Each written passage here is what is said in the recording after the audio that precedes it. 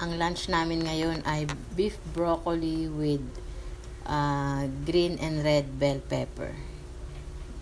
Yan. Gigisa natin ang beef na in-slice ng manipis para mabilis maluto. Pagkagisa at medyo malambot na, magtutunaw tayo ng cornstarch para medyo lumapot. Tapos pagluto na siya at malapot na, ilalagay yung broccoli. Mabilis lang yan kasi mabilis maluto ang broccoli. Hindi masarap pag overcook. Yan, haluin natin para lumasa yung sabaw. Kasi hindi naman ganong masabaw yan. Puno kasi yung aking kawali. Kaya mahirap haluin, ang dami.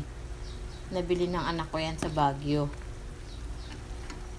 Nakatanggal na sa tangkay kasi pag may tangkay, mas mabigat pa yung tangkay kaysa yung pinaka-broccoli niya.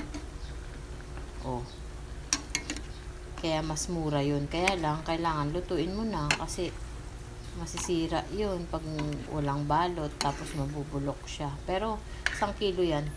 Yung 1 kilo nun, ang dami-dami na. Kasi wala na siyang tangkay. As in.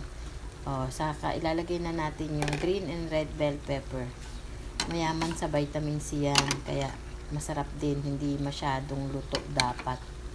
Steam lang siya para medyo crunchy. Sarap. Kakain na kami. Sarap. Daming nakain ng mga anak ko dito. Lalo na si Bentot. Healthy food. Ang mahal ng Baguio vegetable dito sa Zambales. Hindi ko afford. Buti na lang umuwi si Miguel sa Baguio. Nagbili na rin ako. Although mahal din, pero mas mahal dito. Doble. Diba? Sarap.